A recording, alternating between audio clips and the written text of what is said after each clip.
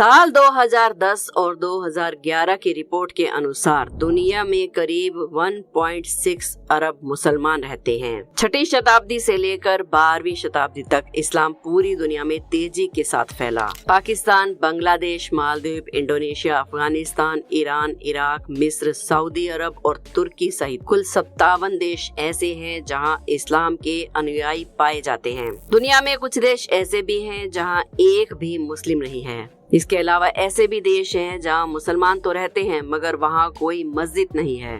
लेकिन सबसे कमाल की बात तो ये है कि धार्मिक स्वतंत्रता से लेकर अभिव्यक्ति की आजादी तक, यानी जितनी आजादी भारत में है उतनी आजादी दुनिया के किसी भी देश में नहीं है। दुनिया में बहुत से ऐसे देश भी हैं जहां हर समुदाय को पूर्ण रूप से स्वतंत्रता प्राप्त नहीं है। और आजकल दुनिया में बहुत से ऐसे देश भी हैं जो अपने देश को मस्जिद मुक्त बनाने में लगे हुए हैं। उन देशों की लिस्ट में अब जापान का नाम भी शामिल हो गया है। दोस्तों, जापान में मस्जिदों को तोड़कर टॉयलेट बनवाए जा रहे हैं। मदरसों को आश्रम में तब्दील किया जा रहा है। इसके अलावा मैं आपको बता दूं कि जापान में इस्लाम का अंत कैसे किया जा रहा है। मगर वीडियो में आगे बढ़ने से पहले आपसे गुजारिश है कि अगर आपने अभी तक हमारे चैनल अनोखी दुनिया को सब्सक्राइब नहीं किया है तो जल्दी से कर लीजिए और साथ वाले बेल आइकन को जरूर प्रेस कर लें। दोस्तों, पूरी दुनिया में ईसाई और मुस्लिम दो ऐसे धार्मिक समुदाय हैं जो लगभग हर देश में पाए जाते हैं। और जाहिर सी बात है कि जहां ये रहेंगे वहीं इनकी इबादत की जगह भी होगी। दुनिया में बहुत से ऐसे देश भी हैं जहां मुसलमान तो हैं मगर मस्जिद नहीं है। और सबसे कमाल की बात तो ये है कि जिस देश में मस्जिद और मदरसे नहीं हैं वो इस दुनिया के सबसे खुशहाल देशों की सूची में आते हैं। और अब जिस तरह से जापान मस्जिद और मदरसों को जमींदोज कर रहा है उसे देखकर लगता है कि अब जल्द ही जापान भी मस्जिद मुक्त हो जाएगा। दोस्तों, जापान में पिछले 2 दशकों से मुसलमानों की आबादी काफी तेजी से बढ़ रही है। इसी के साथ देश में मस्जिदों की संख्या भी काफी तेजी से बढ़ रही है। एक रिपोर्ट के अनुसार साल 2000 तक जापान में मुसलमानों की आबादी केवल 20,000 के आसपास थी और अब यानी कि 2023 में जापान में मुसलमानों की आबादी 2 लाख पार कर गई है। यानी आसान भाषा में कहें तो जापान का इस्लामीकरण बहुत तेजी के साथ हो रहा है। एक समय था जब जापान में मस्जिद मिलना काफी मुश्किल होता था। साल 1999 तक जापान में महज 15 मस्जिदें थी, लेकिन साल 2023 आते आते जापान में मस्जिदों की संख्या 113 पार कर गई है। यही कारण है कि आजकल जापान में मस्जिदें चर्चा का विषय बनी हुई हैं। दरअसल पिछले साल जापान के वार्ड में एक कारखाने के ढांचे को तोड़कर उस पर गुंबद बनाकर उसे मस्जिद में कन्वर्ट कर दिया गया। सबसे हैरानी की बात तो ये है कि इस मस्जिद को बनाने के लिए सबसे ज्यादा दान दुनिया के सबसे ज्यादा मुस्लिम आबादी वाले देश इंडोनेशिया से आया था। और इसी घटना के बाद जापान में धार्मिक संघर्ष शुरू हो गया।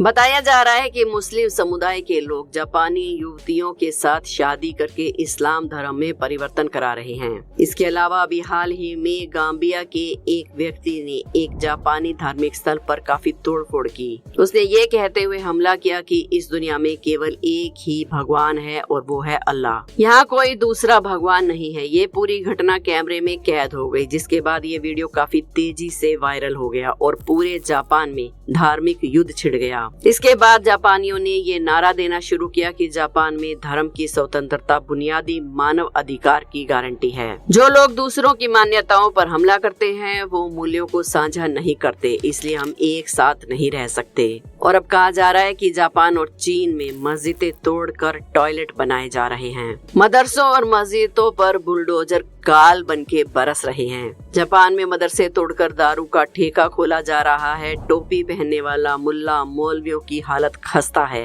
यहाँ तक कि नमाज और आजान भी बैन कर दिया गया है। बुर्का पहनने पर जुर्माना लगाने की मांग उठ रही है और दाढ़ी रखने वालों को भी कड़ी सजा देने की बात हो रही है। बताया जा रहा है कि पहले जापान में मस्जिदों की गिनती हुई, उसके बाद पहले एक मस्जिद टूटी फिर दूसरी टूटी। यह सिलसिला लगातार 1 हफ्ते तक चलता रहा।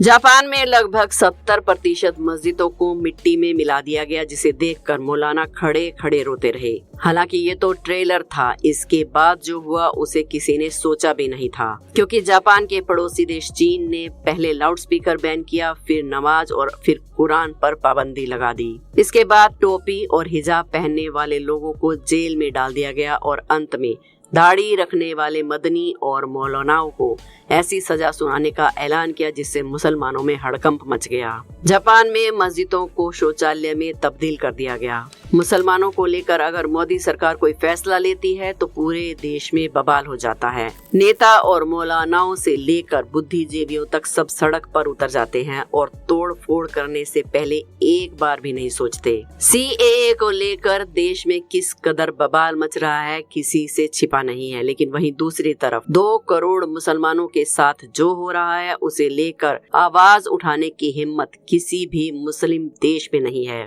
चीन में 2 करोड़ मुसलमानों की जिंदगी मौत से बदतर हो चुकी है और उनके लिए दुनिया का कोई भी देश आवाज उठाने को तैयार नहीं है।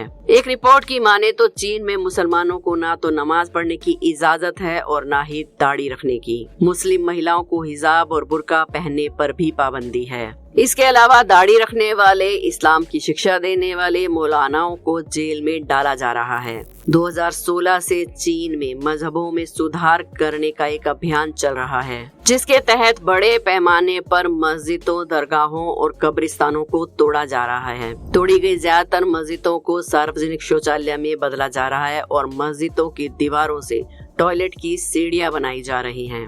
मदरसों को तोड़कर शराब के ठेके खोले जा रहे हैं। ये सब चीन में हो रहा है। जब भारत में हिंदुओं की आस्था के प्रतीक केशव राय मंदिर की मूर्तियों को जामा मस्जिद की सीढ़ियों से निकलवाने की बात हो रही है, दोस्तों कहा जा रहा है कि अगर ये जामा मस्जिद की सीढ़ियों के नीचे प्राचीन केशवदेव की मूर्तियां दफन हैं और अब ये विवाद कोर्ट तक पहुंच चुका है। इतिहास के पन्नों में दर्ज इस बात को भला कौन झुठला सकता है कि कट्टर सोच रखने वाला मुस्लिम शासक औरंगजेब हिंदू समाज से कितना घृणा करता था। इस बात का अंदाजा आप इस बात से ही लगा सकते हैं कि उसने अपने ही भाई दारा शिकागो को काफिर यानी कि हिंदुओं के धर्म को मानने वाला कहकर मौत के घाट उतार दिया था। अब जरा सोचिए, जो व्यक्ति अपने ही सगे भाई को काफिर बोलकर मौत के घाट उतार दे, उसके शासनकाल में काफिरों का यानी कि हिंदुओं, सिखों और बौद्धों का क्या हाल रहा होगा।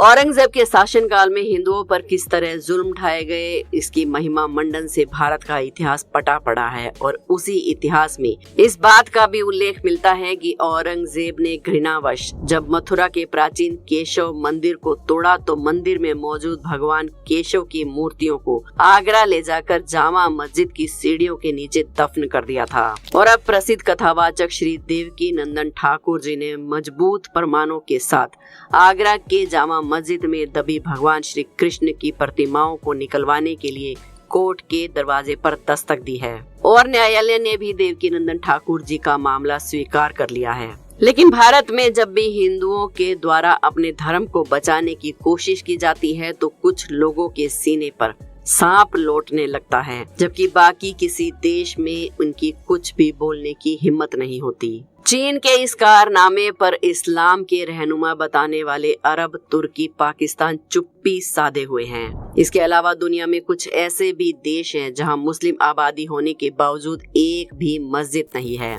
आपको ये सुनने में थोड़ा अटपटा जरूर लग रहा होगा, मगर ये बात पूरी तरह से सच है, क्योंकि वर्ल्ड रिव्यू के रिपोर्ट के माने तो वेटिकन सिटी के अलावा दुनिया में 43 ऐसे देश हैं जहां एक भी मुसलमान नहीं है। और जिस देश में मुसलमान नहीं होंगे वहां मस्जिद होने का तो सवाल ही पैदा नहीं होता। फिलहाल चीन के इस कदम पर आपका क्या कहना है, हमें कमेंट्स में अपनी राय जरूर बताएं। वीडियो पसंद आई हो तो एक लाइक जरूर करें, हमारे चैनल को सब्सक्राइब करना बिल्कुल भी ना भूलें। कल फिर मिलेंगे एक और वीडियो में। खुश रहिए, मस्त रहिए, अपने आसपास सफाई रखिए, अपनी सुरक्षा का पूरा ख्याल रखें। जय हिंद।